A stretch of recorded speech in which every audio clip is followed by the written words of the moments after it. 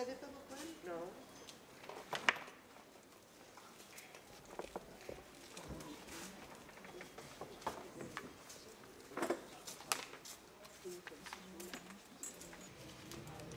On va maintenant écouter Charles Benquin, s'il veut bien. Oui. Oui. Qui sera traduit par Carlos Carreras.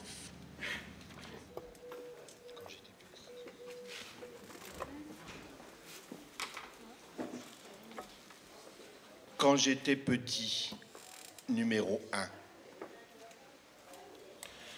Quand j'étais petit, j'aimais les gens. J'aimais leur contact. J'aimais les nouveaux gens, ceux qu'on croisait dans le sud pendant les vacances. J'aimais leur sourire, leur accent, leurs paroles. Je comprenais rien, mais je les sentais. Ils avaient tous une odeur inconnue, les femmes d'un certain âge avec leur parfum. Même à leurs pantalons, je sentais tout ce parfum qui s'étalait. Je croisais ces êtres et c'était la nouveauté des gens.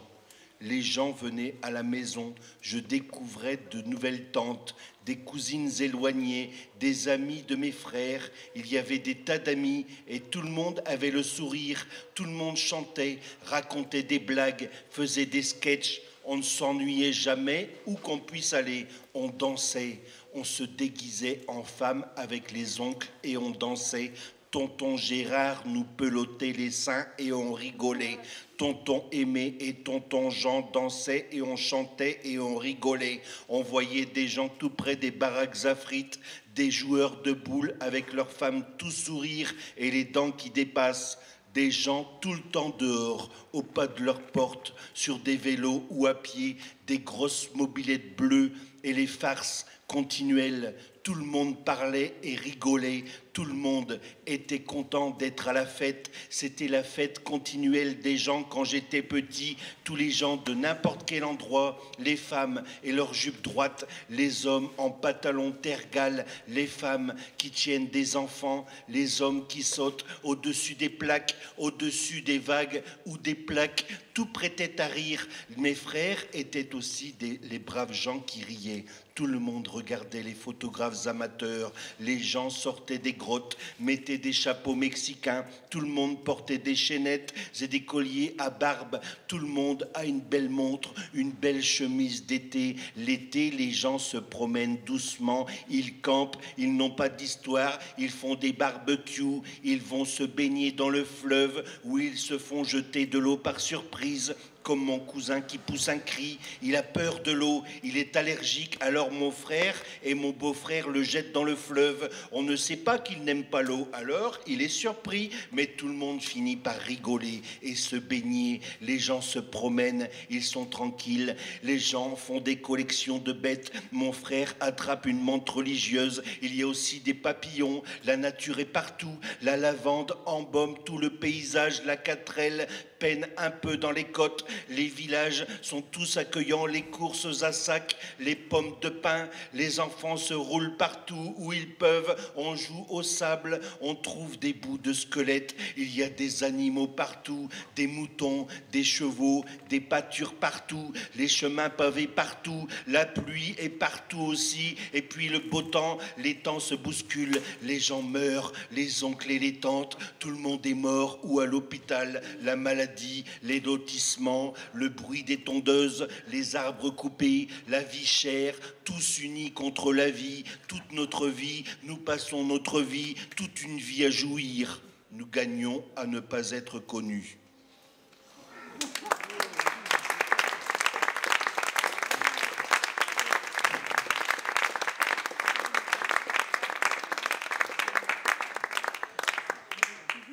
Quand j'étais petit, numéro 2.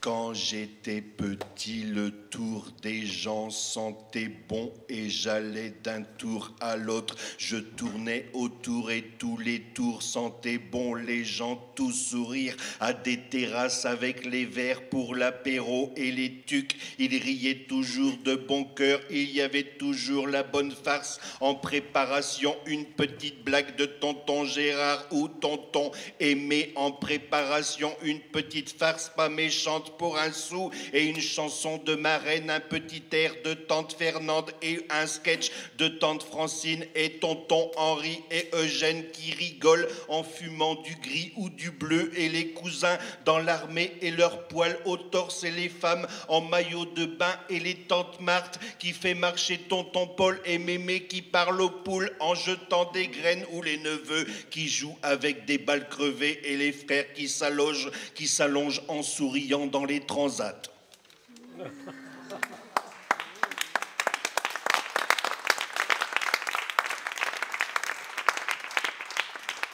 Quand j'étais petit, numéro 3. Les cousins, je m'en souviens bien. Les cousins qui parlent de rien ou d'un petit peu tout.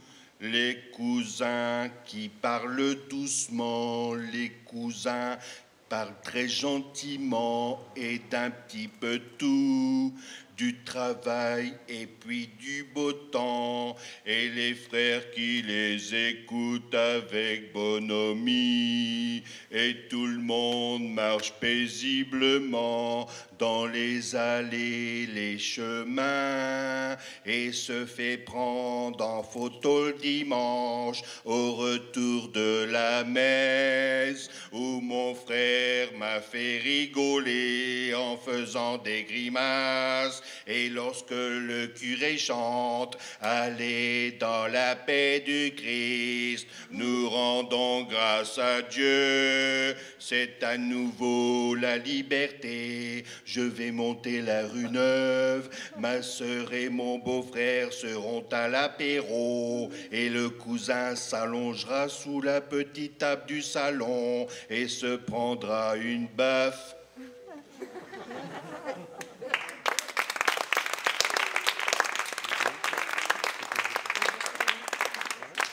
Quand j'étais petit, numéro 4.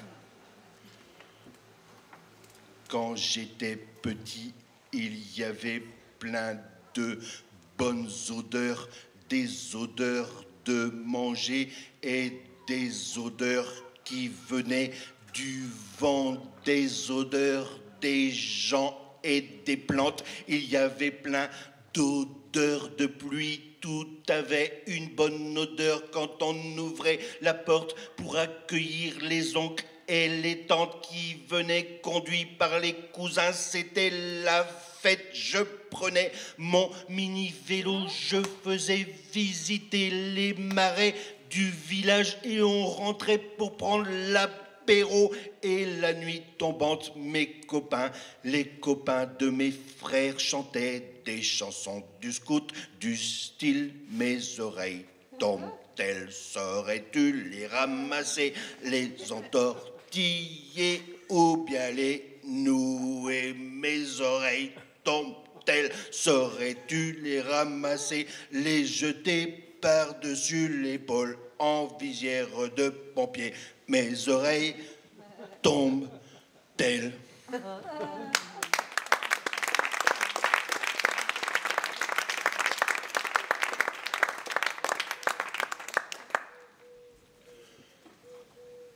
Pour un oui, il y a des milliards de non.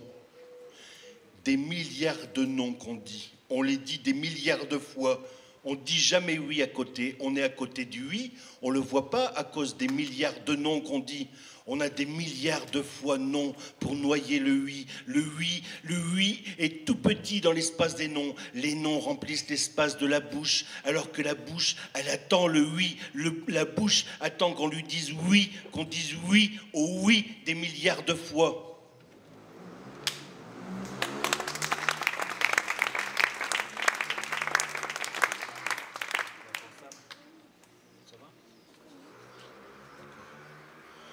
L'impensable fait penser.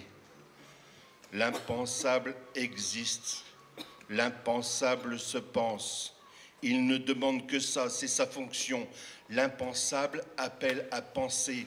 penser l'impensable et déjà l'impensable est pensable. S'il est pensable, il devient un impensable pensable. Et l'impensable pensable est alors ce qui peut être admis par tous.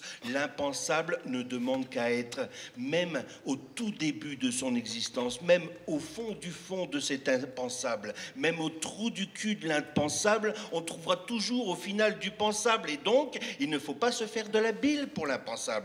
Dès que l'impensable est là, dans nos têtes, il est déjà un impensable pensable en devenir d'être complètement pensé et admis par tous. C'est pour ça qu'il ne faut pas se faire de bile, car tout ce qu'on a cru penser et qui ne nous arriverait pas, c'est justement ce qui nous arrive, car au fond du trou du cul de l'impensable, gît un imposant pensable qui ne demande qu'à fleurir comme une hémorroïde.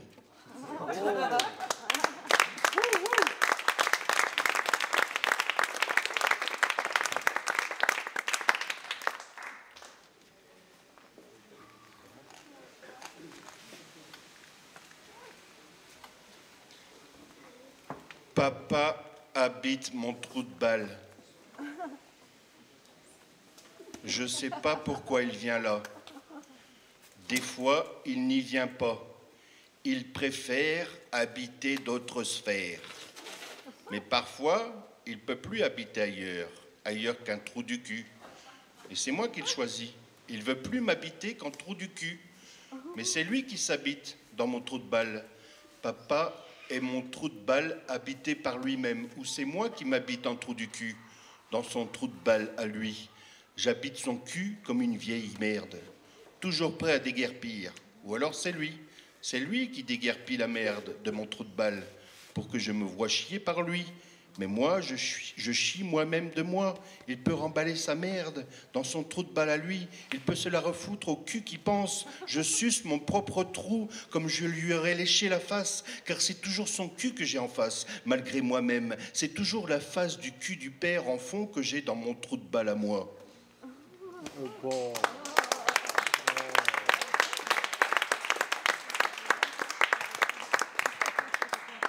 On va vivre là.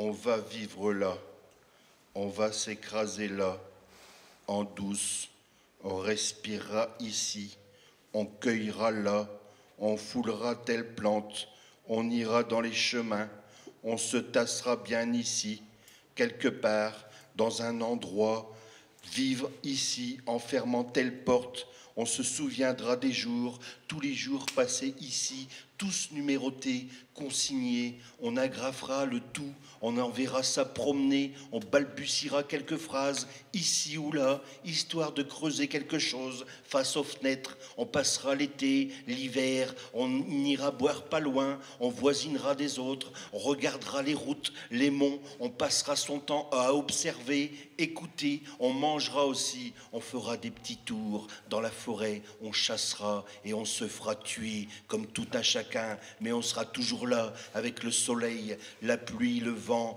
et les saisons entières à rien savoir de quoi que ce soit, de qui que ça vient et comment ça repart jusqu'à se découvrir enfin le son d'une bonne pesée de terre par-dessus nous.